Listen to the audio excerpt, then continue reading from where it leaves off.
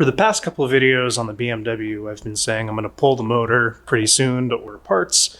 Well, I got one more thing to do.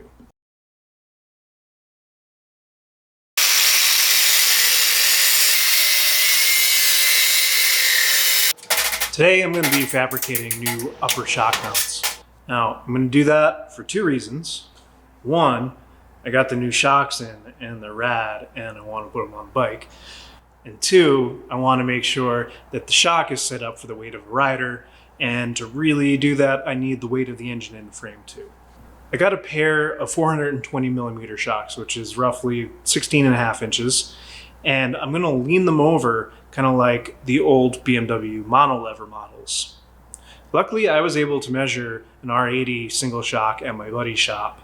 That way I could get my upper mount in roughly the same place as it was on that bike. I decided to measure from the center of the swing arm pivot to the upper shock mount, and from there to the center of the frame tube. These metal bars are stand-ins for my shocks, by the way, so I don't scratch the paint or whatever. Then I made certain that the line between the two shock mounts was parallel with the swing arm pivot and another horizontal frame tube. One thing that's really important if you're ever going to do this on an Airhead BMW is that the shocks are offset. If you take a look at the original subframe, that's pretty obvious. As always, I begin with a template, which you can see I have mocked up here with the seat and subframe. The top line here is going to sit nice and level, and the bottom line should roughly match that of the seat. While both shock mounts are going to start off pretty similar, the one on the left is going to end up a little bit different than the one on the right. But let's get started.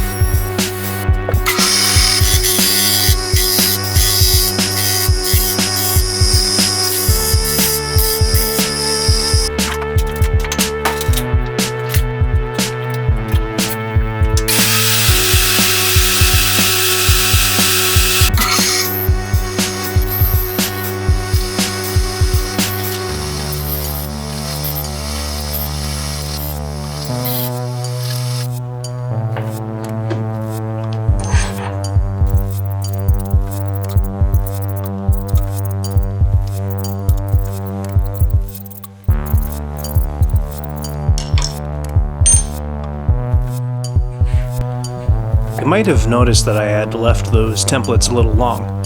That's because I'm going to scribe a line on these metal parts to get a good fit up. The thickness of the material is something you got to consider when you're fitting to an irregularly shaped part like this area of the frame. That fit up is especially important on a piece like this where full weld penetration is going to be critical.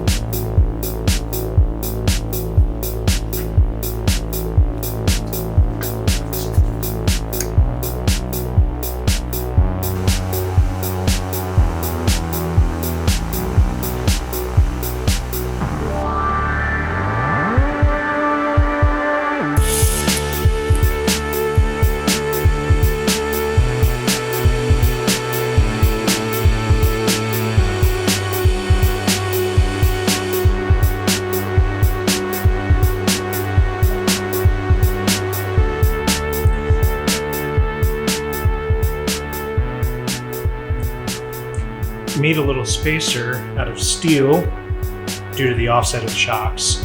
Turn that on with my little Harbor Freight lathe, though I'm not going to show you any of that because it's kind of embarrassing, frankly. That's not to say that Harbor Freight lathe isn't bad. It does the job, gets it done, but chatter and you got to go real slow. It's really meant for like soft materials like aluminum, brass, not steel.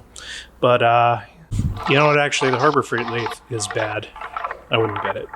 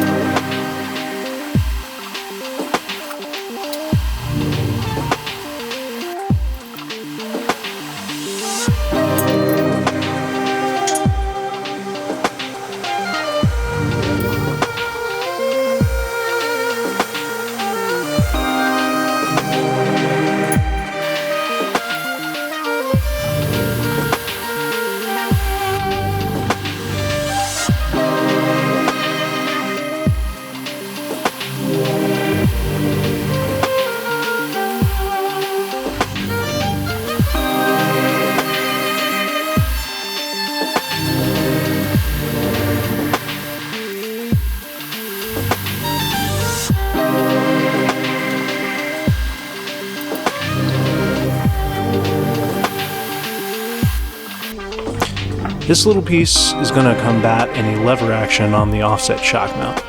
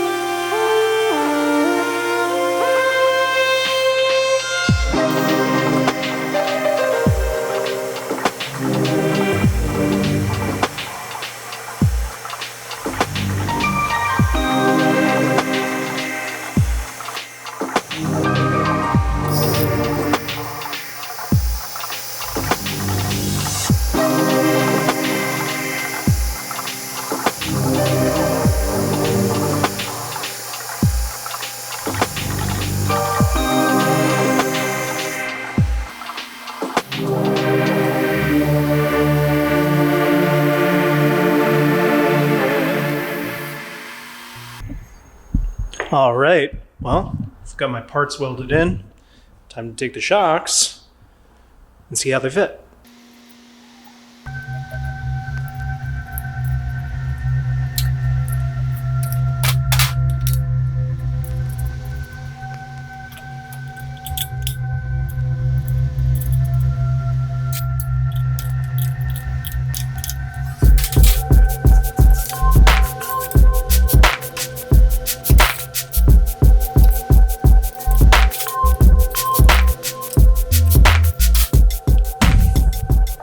Well, everything is looking pretty good.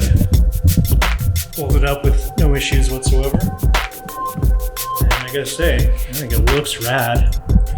Let's throw the rear wheel on and drop on the ground, see if I can't bounce this thing.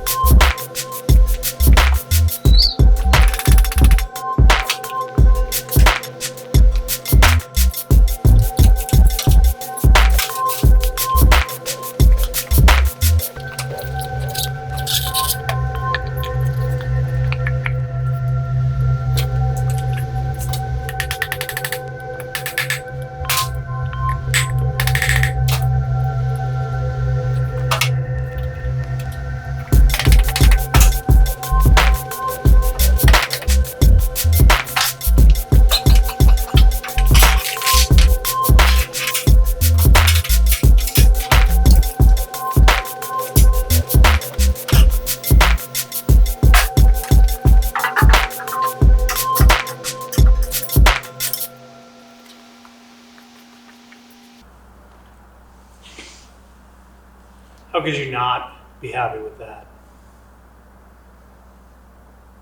Guys, I think that's hard to underestimate how cool I think that turned out. If you want to see more, please consider subscribing. But before you go, I think I'll wrap up what I did this week. So I made a couple little plates of steel. I know it doesn't really look like much, but there was some figuring involved, some measuring, some very careful measuring. Do you think people are going to notice that the left shock is outboard from the right by like almost 3/4 of an inch? Yeah, probably, but I don't think it's that big of a deal. It's how BMW designed it. You've got a drive shaft on one side. The two cylinders aren't in line with each other, so I don't really think it's going to be an issue. So that concludes episode 5 of the series. If you haven't seen the others, check them out. And if you're curious about what that's going to look like when it's finished, please consider subscribing. I'll have it finished in, just a couple months. Anyway, that's all the time that I have for you guys this week, so I'll see you around.